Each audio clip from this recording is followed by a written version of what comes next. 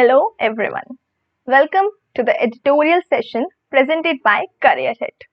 आज के एडिटोरियल में हम डिस्कस करेंगे जिसका टॉपिक है the right balance. Right balance मतलब एक सही बैलेंस चाहिए। किन दो चीज़ों में एक सही बैलेंस चाहिए?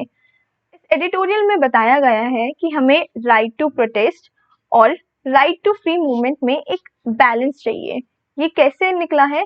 ये एक सुप्रीम कोर्ट के जजमेंट अभी रिसेंटली आया है, उसमें ये समझ आया है या फिर ये कहो कि सुप्रीम कोर्ट ने ये पैमाना दिया है कि आपको एक राइट बैलेंस, एक सही बैलेंस लेके चलना होगा राइट टू प्रोटेस्ट में और राइट टू फ्री मूवमेंट में। नेक्स्ट, इस एडिटोरियल में हम प्रॉपर मेंस के एग्जामिनेशन के थ्रू प्रीलिम्स के फैक्ट्स सब कुछ मिलाते हुए डिस्कशन करेंगे।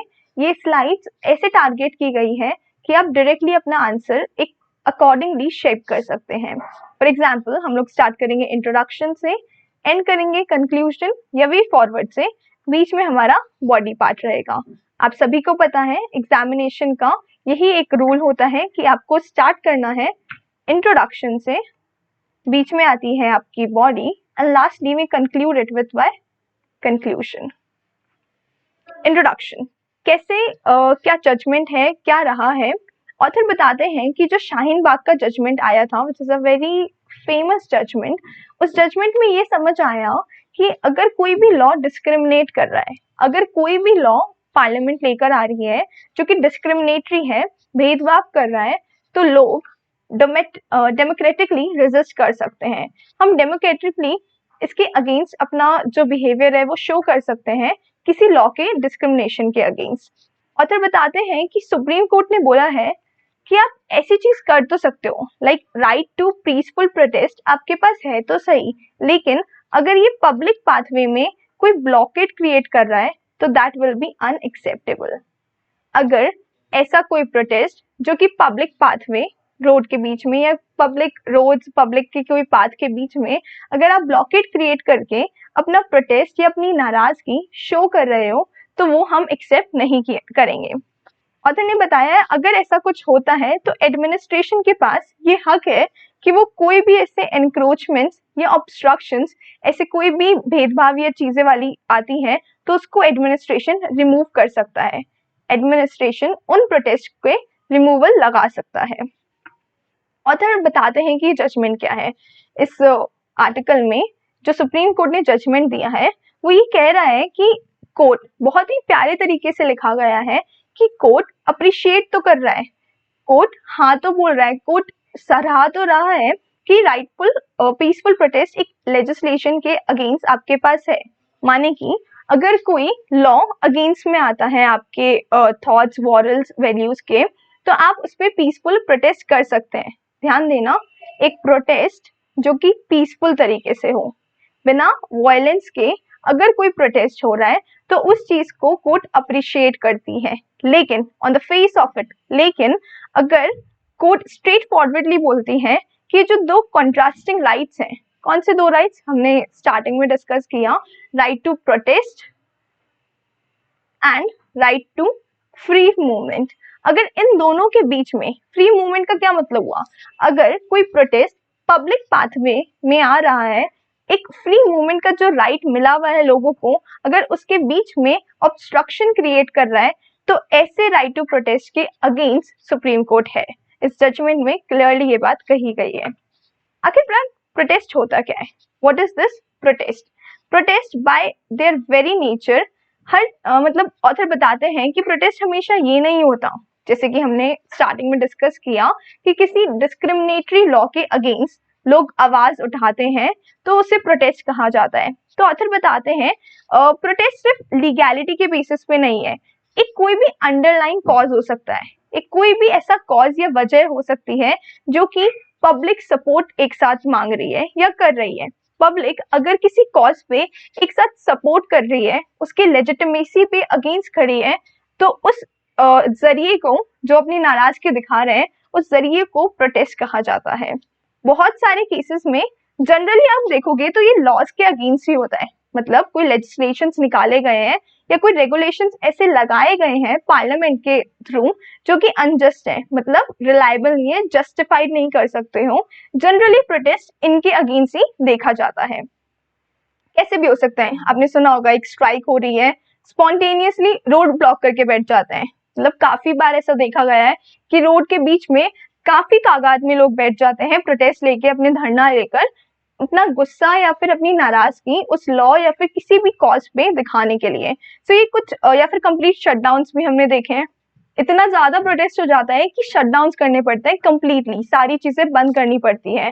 तो ये कुछ तरीके हैं जिसके थ्रू प्रोटेस्ट जाहिर किया जाता है, लेकिन ऑथर बताते हैं इन ए स्ट्रिक्ट सेंस जनरली ये लीगल नहीं होता, लेकिन एट द सेम टाइम मतलब ये सारी चीजें लीगल नहीं है आप ऐसे करो, लेकिन जनरली आप देखोगे तो प्रोटेस्ट का ये इनएविटेबल पार्ट है। इनएविटेबल मतलब एक काफी इंपॉर्टेंट या नेसेसरी मैंडेटरी पार्ट देखा गया है प्रोटेस्ट का, इन तरीके से अपनी नाराजगी को शो करने का। अब ऑथर बताते हैं कि एक रीसेंट जजमेंट आया है जिसके कारण ये न्यूज में है, एडिटोरियल लिखा गया है, लेकिन अर्लियर जजमेंट क्या था, अर्लियर मतलब पहला जजमेंट क्या था। सुप्रीम कोर्ट ने पहले बोला था बंद इलीगल है, ध्यान देना, सुप्रीम कोर्ट पहले बंद को इलीगल बता चुके थे, लेकिन अभी जो प्रोटेस्ट है सुप्रीम कोर्ट ये नहीं कह रहे कि इलीगल है, सुप्रीम कोर्ट ने ये नहीं बोला कि ये इलीगल है, सुप्रीम कोर्ट ने बताया कि राइट टू पीसफुल प्रोटेस्ट है, लेकिन अगर आप पब्लिक पाथवे में आ रहे हो या ब्लॉकेड क्रिएट कर रहे हो तो वो हम लोग एक्सेप्ट नहीं करेंगे। वेयर एज अर्लियर जजमेंट में बंद को क्लियरली इलीगल बता दिया गया था। Court routinely sector wide strikes वगैरह इन सब चीजों को इलीगली बता चुके थे। जो प्रेजेंट रूलिंग है ऑथर ने बहुत अच्छे से बताया है कि सुप्रीम कोर्ट ने जो प्रेजेंट रूलिंग है उसमें बोला है कि protest should be confined to designated places, मतलब कुछ प्लेसेस डेजिग्नेट कर लीजिए कि ये प्रोटेस्ट के होंगे, प्रोटेस्ट वहीं होने चाहिए। Next, the judgement should not be misused. Supreme court judgement जब ये पूरा जजमेंट दे रही है उसके बाद क्लियरली ये चीज उन्होंने बोली है, लेकिन इस जजमेंट को आपको मिसयूज नहीं करना है। कैसे? क्योंकि अब अपन को देखा गया कि शाहीन बाग के जजमेंट के बाद ये रिव्यू आया है, तो ये जजमेंट रिस्ट्रिक्शंस लगा तो रहा है लीडरलेस स्पॉन्टेनियस प्रोटेस्ट में, जैसे शाहीन बाग वाला था, ऑनलाइन सब लोगों ने इकट्ठा होकर ये प्रोटेस्ट किया था, तो कोई स्पेसिफिक लीडर नहीं था वहां पे। तो ये लीडरलेस या फिर अचानक से आप जो प्रोटेस्ट कर रहे हैं इन सब पे रोक तो लगा रहा है, रिस्ट्रिक्शन लगा तो रहा है, लेकिन ये ऐसे भी बोल रहा है कि अब चूंकि स्टार्टिंग में मैंने बताया था कि एडमिनिस्ट्रेटर्स को पावर है कि वो ऐसे प्रोटेस्ट को रोक सकता है, लेकिन सुप्रीम कोर्ट बताता है कि हम लोग रिस्ट्रिक्शन तो लगा रहे हैं, लेकिन एडमिनिस्ट्रेटर या अथॉरिटीज को इतनी पावर नहीं है कि वो हर तरीके का प्रोटेस्ट को रोक लगा दे या किसी भी फॉर्म ऑफ डिसेंट को आप अलाउ नहीं कर सकते हैं। क्लियरली सुप्रीम कोर्ट अप्रिशिएट करता है पीसफुल प्रोटेस्ट को, पीसफुल प्रोटेस्ट को एंड एक प्रोटेस्ट जो कि डेजिग्नेटेड प्लेस पे है। तो वही अब हमारा वे फॉरवर्ड या कंक्लूजन सारी बातों का यही है कि सुप्रीम कोर्ट ने बोला जो दोनों प्रिंसिपल्स हैं, कौन कौन से दोनों, राइट टू प्रोटेस्ट और राइट टू फ्री मूवमेंट, इसके बीच में हमें एक प्रॉपर बैलेंस बना के चलना होगा। ये बैलेंस कैसे बन सकता है? अगर आपका प्रोटेस्ट पीसफुल तरीके से एक डेजिग्नेटेड स्पॉट पे हो, जो डेजिग्नेटेड स्पॉट है वो पब्लिक पाथवे के बीच में नहीं आ रहा है, तो वो प्रोटेस्ट पीसफुल भी होगा और राइट टू फ्री मूवमेंट भी इंश्योर करेगा। So this is the whole conclusion of it. We discussed this thing very nicely and clearly. Let's move to the second topic. Fluoride and iron removal technology of CMERI. दिमाग में आ रहा होगा कि ये CMERI क्या है? So this is an institute. इसका नाम है Central Mechanical Engineering Research Institute. Central Mechanical Engineering Research Institute. ये न्यूज में क्यों आया है टॉपिक? बिकॉज CMERI ने ये जो टेक्नोलॉजी है fluoride and iron removal technology, उसको एक प्राइवेट लिमिटेड कंपनी है वेस्ट बंगाल में, उसे ट्रांसफर किया गया है। न्यूज हमारे लिए इतनी इंपॉर्टेंट नहीं है जितनी इंपॉर्टेंट है कि ये टेक्नोलॉजी है क्या, करेगी क्या, क्या इसके बेनिफिट्स होंगे, कैसे आप चीजों को इंश्योर कर सकते हैं, ये सारी चीजें हम इस न्यूज आर्टिकल में देखेंगे। पॉइंट्स जो आपको नोट करने हैं, पहले तो टेक्नोलॉजी के बारे में जानते हैं। Let's first discuss about the technology. ये जो टेक्नोलॉजी है कम्युनिटी लेवल पे वाटर प्योरिफिकेशन सिस्टम लेकर आ रही है। एज वी ऑल नो कि फ्लोराइड और आयरन जैसे जो तत्व हैं हमारे लिए वो अच्छे नहीं होते हैं। सो इन चीज़ों को पानी में प्योरीफाई करके कम्युनिटी लेवल पे ये जो टेक्नोलॉजी है वो प्रोवाइड की जाएगी। तो जिसका फ्लो रेट होगा 10,000 litre per hour. Not so important, important है community level water purification system है ये टेक्नोलॉजी। ये कॉमनली जो अवेलेबल रॉ मटेरियल्स होते हैं जैसे कि सैंड, ग्रेवल, एब्जॉर्बेंट मटेरियल, इन चीज़ों से ये टेक्नोलॉजी को बनाया गया है। नेक्स्ट, इसका सिग्निफिकेंस क्या है? Very important. इसका काम क्या है, इसकी इम्पोर्टेंस क्या है? अगर अपन फैक्ट्स के अकॉर्डिंग नोटिस करेंगे तो जो फ्लोराइड अफेक्टेड इंडिविजुअल्स हैं, मैंने बताया सबसे पहले कि आयरन और फ्लोराइड का जो मात्रा है वो काफी इंक्रीज होती जा रही है। उसी को रेक्टिफाई करने के लिए ये टेक्नोलॉजी लेकर आए हैं। तो ऑथर एक फैक्ट बताते हैं कि जो लोग हैं फ्लोराइड को इनटेक करने से जिनकी डेथ या डिजीजेस जिनको हो रही है, ये इंडिविजुअल कॉन्टिन्यूसली इंक्रीज कर रहे हैं। ये इंडिविजुअल्स कॉन्टिन्यूसली इंक्रीज कर रहे हैं एक कंटैमिनेटेड हैबिटेट में पिछले 50 सालों से। ऑथर बताते हैं ये हो कैसे रहा है, ये क्यों हो रहा है? This is has been happening in consonance with depletion of water table.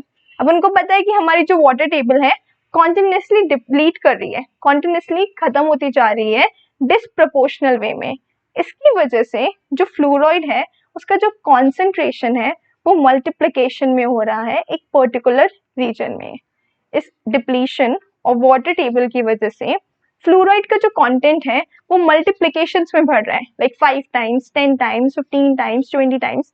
Multiplication मतलब काफी इंक्रीजिबली नंबर में बढ़ रहा है एक पर्टिकुलर रीजन में। तो ये जो हम टेक्नोलॉजी लेकर आए हैं कम्युनिटी लेवल पे, इसकी वजह से हम काफी हद तक इसका जो मिनरल्स है या इसकी जो ताकत है उसको कम कर सकते हैं पूरे नेशन में। सो आप देख सकते हैं ये सिस्टम कितना इम्पोर्टेंट है हमारी हेल्थ के लिए कम्युनिटी लेवल पे across the nation. Cost effective solution है, ये कुछ बेनिफिट, सिग्निफिकेंस, इंपॉर्टेंस है कि जो सोल्यूशन है वो कॉस्ट इफेक्टिव है। माने कि जो वल्नरेबल सेक्शंस हैं वो लोग भी, जैसे शेड्यूल कास्ट, शेड्यूल ट्राइब्स, कुछ पुअर लोग, ये लोग भी अफोर्ड कर सकते हैं इस सिस्टम को। तो आप देख सकते हैं अगर बीमारियां कम होंगी, हेल्थ अच्छी रहेगी, तो नेशन कितनी इजीली ग्रो करेगा, सब लोग कितने अच्छे से डेवलप हो सकेंगे। सो कॉस्ट इफेक्टिव सोल्यूशन देता है ये वल्नरेबल सेक्शन को। बिसाइड्स ये जो टेक्नोलॉजी है ये मेजर थ्रस्ट देती है आत्मनिर्भर भारत कैंपेन को। एग्जाम में इजीली आप पॉइंट आउट कर सकते हैं इन चीजों को। आत्मनिर्भर भारत कैंपेन में भी ये काफी एक बड़ा पैगाम लेकर आती है। The proliferation of this technology also helps in catalysing employment generation opportunity. साथ ही साथ ये काफी अपॉर्चुनिटीज देती है जिसकी वजह से एम्प्लॉयमेंट भी जनरेट होती है। सब देख सकते हैं कि इस टेक्नोलॉजी के कितने अलग अलग फ्रंट्स पे बेनिफिट्स आ रहे हैं।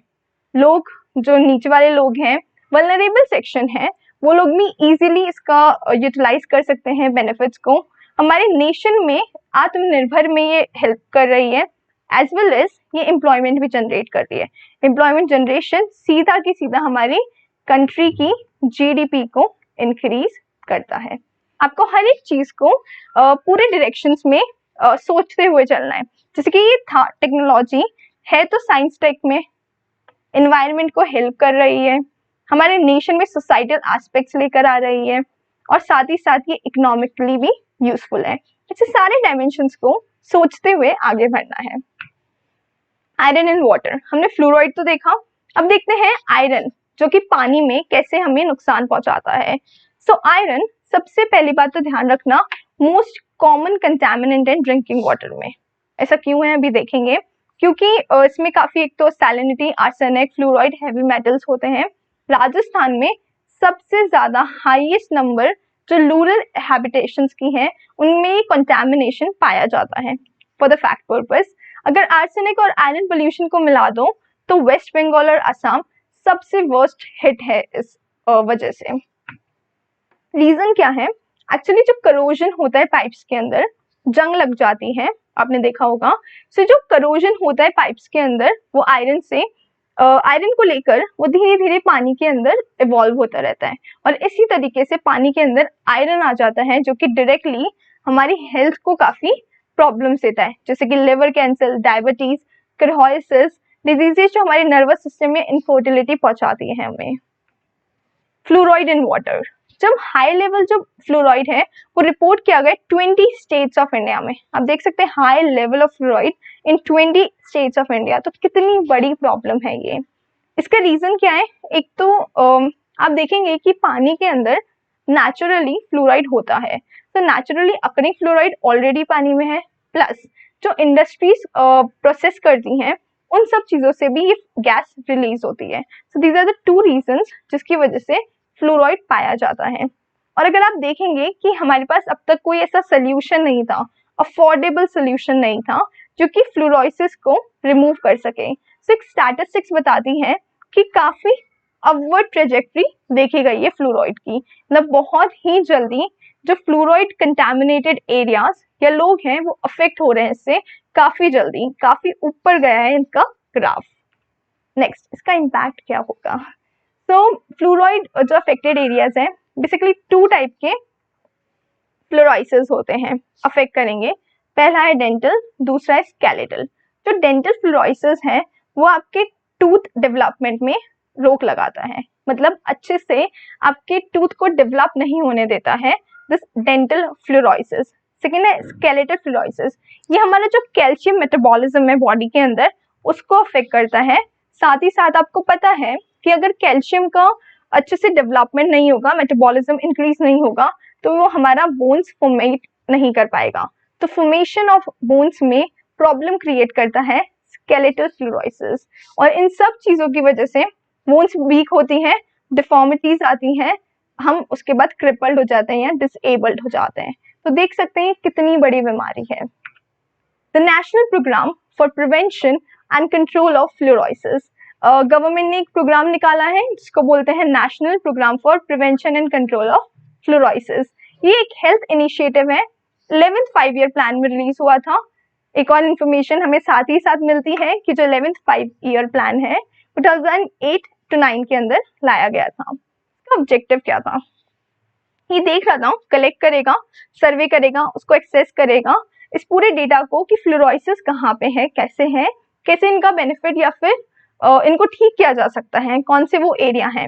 ये सारी चीजें आती है मिनिस्ट्री ऑफ जल शक्ति के under. So one more important point for our prelims कि ये आता है मिनिस्ट्री ऑफ जल शक्ति के अंदर।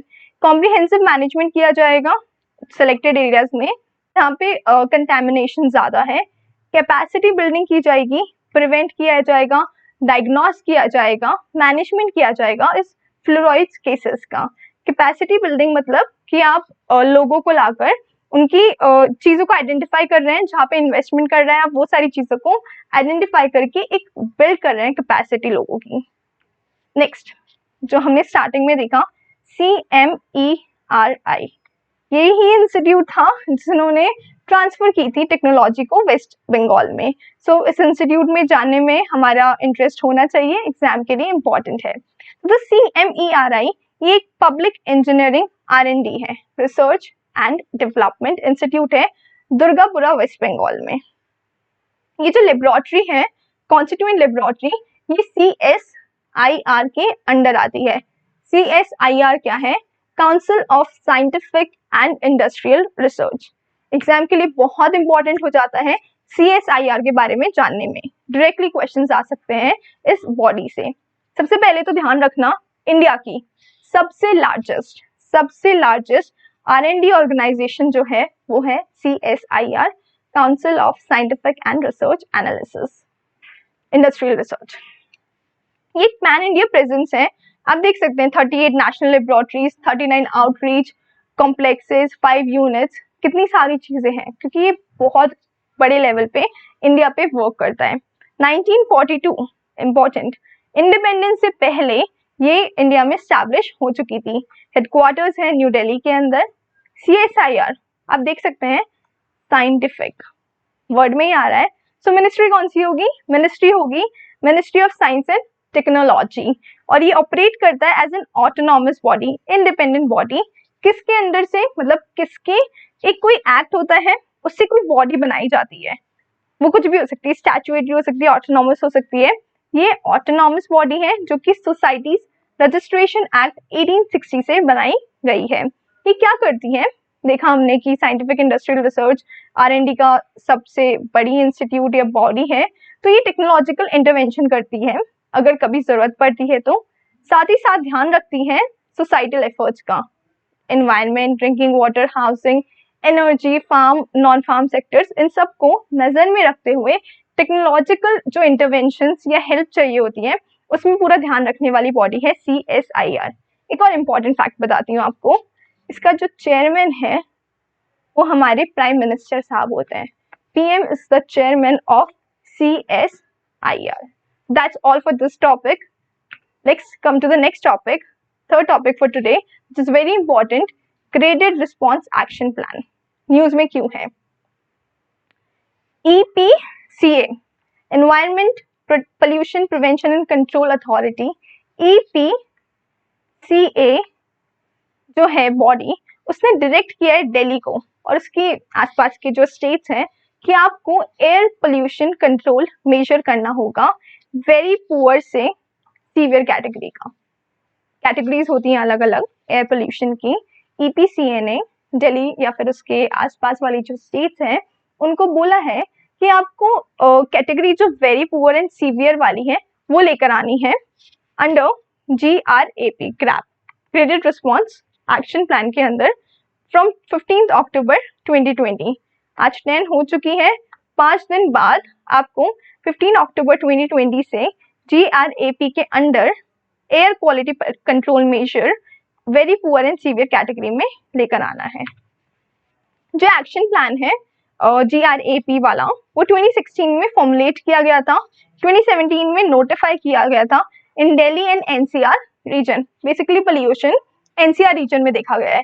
सो in Delhi and the NCR region 2017 में ये इम्प्लीमेंट किया गया था या नोटिफाई किया गया था। ये जो प्लान है इसके काफी मीटिंग्स हुई है बाय EPCA। ये जो बॉडी है ये काफी मीटिंग्स करती है environment pollution prevention and control authority, किन किन के साथ, स्टेट गवर्नमेंट रिप्रेजेंटेटिव्स और एक्सपर्ट्स। स्टेट गवर्नमेंट रिप्रेजेंटेटिव्स और एक्सपर्ट्स इस बॉडी के साथ मिलकर काफी मीटिंग्स करते हैं और देखते हैं कि इन एयर पोल्यूशन को हम कैसे कंट्रोल कर सकते हैं। ये काफी इंस्टीट्यूशनलाइज्ड मेजर्स लेते हैं, जहाँ पे भी एयर क्वालिटी डिटोरिएट हो रही है या खराब होती जा रही है वहाँ पे एक इमरजेंसी मेजर लगाना GRAP प्लान के अंडर इनकी अथॉरिटी में आता है। ये जो GRAP प्लान है ये काफी डिफरेंट गवर्नमेंट जो एजेंसीज हैं वो वर्क कर रही हैं इस दिल्ली NCR रीजन के अंदर PM10 PM 2.5 लेवल्स को मॉडरेट पे लेकर आने के लिए अंडर AQI अथॉरिटी या कैटेगरी एयर क्वालिटी कैटेगरी। हमने स्टार्टिंग में पूरा डिस्कशन किया है एयर क्वालिटी मेजर्स के बारे में। अगर ये air quality severe plus stage पे आ जाती है, अगर ये air quality severe plus stage पे आ जाती है तो जो ग्रैप प्लान है वो क्लियरली स्टेट करता है कि आपको स्कूल्स वगैरह शट डाउन करने पड़ेंगे और जो दिल्ली के अंदर ऑड इवन वाला मेथड लगा था वो वापस लगाना पड़ेगा। ऑड इवन वाले मेथड को रोड स्पेस स्कीम को इम्प्लीमेंट करते हुए आपको स्कूल्स को शट डाउन करना है अगर कैटेगरी आ जाती है सीवियर प्लस वाली। ये जो प्लान है वो 13 डिफरेंट एजेंसीज से कोऑर्डिनेट करते हुए आगे बढ़ता है, जिसके अंदर स्टेट्स जो आसपास के दिल्ली वाले हैं, फॉर एग्जांपल यूपी हो गया, हरियाणा हो गया, राजस्थान जो NCR रीजन वाला है, इन सब में कोऑर्डिनेशन करते हुए कुछ एजेंसीज हैं जो वर्क कर रही हैं। इस रीजन क्या है, विंटर पोल्यूशन दिल्ली के अंदर काफी इंपॉर्टेंट हो जाता है एग्जाम के लिए कि आखिरकार विंटर पोल्यूशन हो कैसे रहा है दिल्ली के अंदर। सो अपार्ट फ्रॉम पॉल्यूशन आपको पता है कि ओवर पॉपुलेशन होगी तो ज्यादा व्हीकल्स यूज होंगे, तो over population, vehicular emissions, industries, इन सब के कॉमन मेजर्स के अलावा कुछ 3 मेजर रीजंस ऑथर ने दिए हैं यहाँ पे, stubble burning, shifting of jet stream and stagnant lower level fumes. एक एक करके डिस्कस करते हैं। स्टबल बर्निंग काफी पंजाब और हरियाणा में देखी गई है, एक ट्रेडिशनल प्रैक्टिस है, मतलब काफी टाइम से चलती हुई जो प्रैक्टिस है वो है स्टबल बर्निंग, शिफ्टिंग कल्टीवेशन भी बोलते हैं इसको कई जगह पे। सो इसकी वजह से काफी हद तक पोल्यूशन क्रिएट हो रहा है। शिफ्टिंग ऑफ जेट स्ट्रीम्स जब साउथवर्ड शिफ्ट करती है, ये हमारा सब ट्रॉपिकल बेल्ट होती है, इससे अगर जेट स्ट्रीम साउथवर्ड की तरफ जाती है तो यहाँ पे ये बॉडी वेस्टवर्ड में मूव करती है। वेस्टवर्ड में जैसे ही एयर को मूव करवाती है वो नॉर्दर्न पार्ट में आती है। नॉर्दर्न पार्ट कौन सा हो गया हमारा, वो दिल्ली, हरियाणा, पंजाब वाला रीजन। तो ये पूरा एक फिनोमिना चलता है जिसकी वजह से पोल्यूशन शिफ्ट होता है दिल्ली एनसीआर रीजन में विंटर्स के टाइम पे। This is the reason.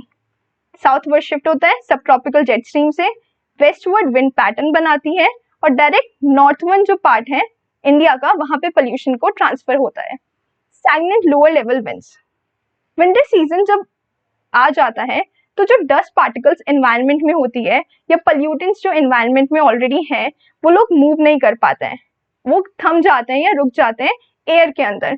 जब वो मूवमेंट नहीं होता या फिर आप कह लीजिए स्टैग्नेंट हो जाता है, जब विंड स्टैग्नेंट हो जाती है तो ये जो पोल्यूशन है उस एयर के अंदर, उस हवा के अंदर लॉक हो जाते हैं और उसकी वजह से वेदर कंडीशंस अफेक्ट होती है और इसकी वजह से रिलीज होता है स्मॉग। स्मॉग क्या होता है, smoke plus fog. Smoke plus fog ये एक फिनोमेना देखा गया है जो कि पोल्यूशन काफी हद तक क्रिएट करता है, विच इज अ रीजन कि दिल्ली के अंदर वाटर पोल्यूशन क्यों होता है विंटर सीजन में। Environment pollution control authority government की एक अथॉरिटी है जो कि स्पेशली डेजिग्नेट की गई है एयर क्वालिटी को मेजर करने के लिए। ये अथॉरिटी नोटिफाई की थी 1998 में एनवायरमेंट प्रोटेक्शन एक्ट 1986 के तहत। एनवायरमेंट प्रोटेक्शन एक्ट 1986 में 1998 के अंदर ये अथॉरिटी लाई गई थी।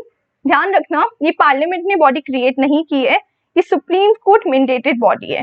सुप्रीम कोर्ट ने स्पेशली एक जजमेंट निकालकर इस बॉडी का जिक्र किया है क्रिएट करने के लिए और ये उसी के थ्रू बनाई गई है।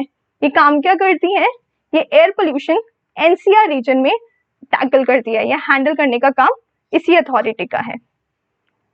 Next, thanks for today, have a nice day.